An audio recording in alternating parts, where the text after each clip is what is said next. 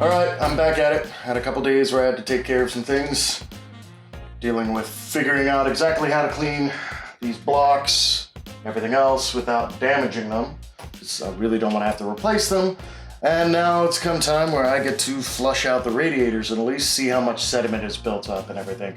So that's what I'm going to be doing today. Sorry if my voice is a little messed up. Long night running running a gig at a bar. So yeah, smoke-filled bar. Really kind of rough on the throat. So let's get started. All right, so let me show you what I got here. I have a submersible pump that I use in one of the buckets. And I'm just gonna flush it first with some distilled water, see what comes out. If there's a whole bunch of gunk that comes out into the second bucket from the radiator here. I've got one of the triples here.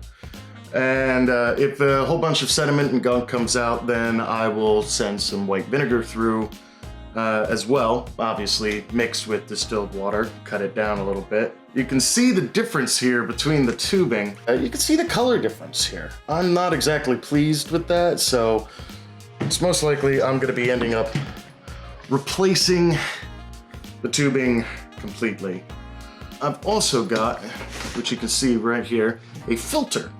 Now, I used that originally when the radiators and such were new because you gotta flush out any metal particulates, any leftover industrial grease and oils and anything else that's residing in these manufactured radiators.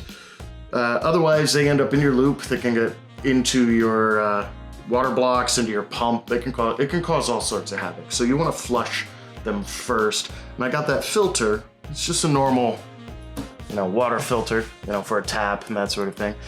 It's pretty good at what it does. So we shall see how that all goes. Into the radiator. Hopefully. Takes a little brute force sometimes to get this tubing over the connectors. Now that I think about this though, I should probably do this without going through the filter first, see what's actually coming out before I run the filter. Because the whole point of this first flush without vinegar is to figure out, okay, just how mucked about are these radiators. It's a nice, easy release clamp. Of course, as I said that, it is no longer easy. It should be push. There you go. I need this to stay. Let's try using this. I'm gonna add some distilled water in here now. All right. Cross our fingers. Here we go. Oh, look at that nasty red. Oh, yeah, a lot of sediment in there. That's just moving quickly too. This is why you really want to flush your radiators and your other things first, because there's just a buildup of dye and everything else, and I don't think that's done. So I'm gonna dump that out. So now that we've flushed it out a little bit very quickly there, didn't look like there were any real solid particles. So what I'm gonna do is I'm gonna hook it up to the filter. And the nice thing with that is now I can loop it into the same bucket. Otherwise, I'm just burning through distilled water very quickly. And I really, that's a waste. It's an absolute waste. Just gonna get it up to the beginning of the tube. Give enough space for the radiator to be filled before the water returns. I should go headless more often.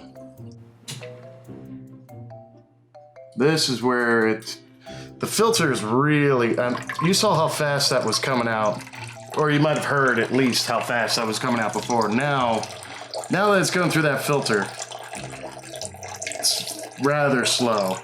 And it's coming out nice and clear, which is a good sign. Not seeing any additional leaks.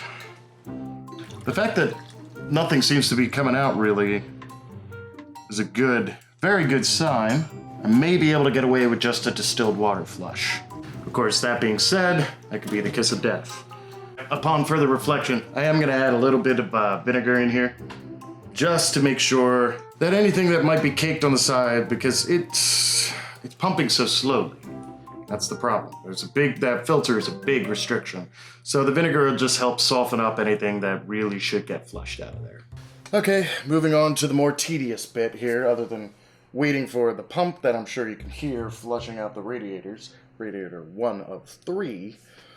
I gotta actually take these somewhat apart and clean them. I've decided to try and carefully, very carefully, clean this by taking the block top off, if I can, while it's still mostly connected. And then clean it out as best I can, because there's corrosion, there's sediment buildup. They have to be cleaned out. The nickel should not have, well, I'm gonna have to do soapy water and that sort of thing, something gentle. And pretty much the same for the acetal, because the acetal, yeah, it will, if you use alcohol or anything like that, or even vinegar, it will damage it. You can actually cause cracks, weakening, softening, and with something, dealing with liquid near something so valuable, you don't want to end up having that. So I'm going to have to remove these and hope.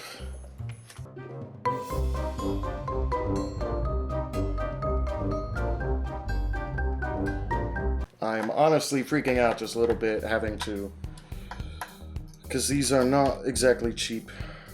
They may become a damn sight cheaper if I mess this up. But there's nothing for it. They're gunked up. I'm going to be adding more heat into the system. They have to be working tip-top. Now, the extra tricky bit here is to not get anything spilled on the PCB. This is possibly the stupid part of my decision here. But, as I probably mentioned before, I'm not confident that I can get the thermal contacts that are underneath the paste and the tape back on the RAM DIMMs. Ooh, that's not coming off easy. Did I miss some screws? Alright, let's actually physically remove screws. I was hoping to keep them all on the acetone.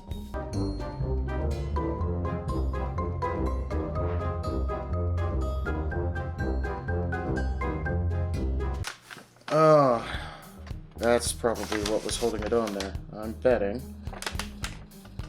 Yep. Really tiny screw right there. This is going to lift the whole thing off, isn't it? In which case, I'm back to the, I might need to get more thermal pads, but this is about all I can see. It's an option. It's not releasing. Oh, I see.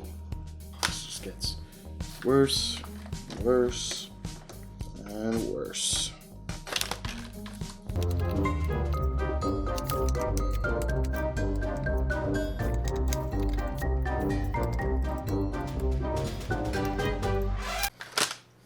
Okay, backplane is off. They've stayed. Okay, these have stayed. That is a good sign. That usually gets left over, so that's okay. Now, where are these? Aha. I'm gonna have to remove these as well. Yeah, the whole thing's gonna come off. I'm not gonna be able to get the acetol off. How are you connected? Alright, it's Google time.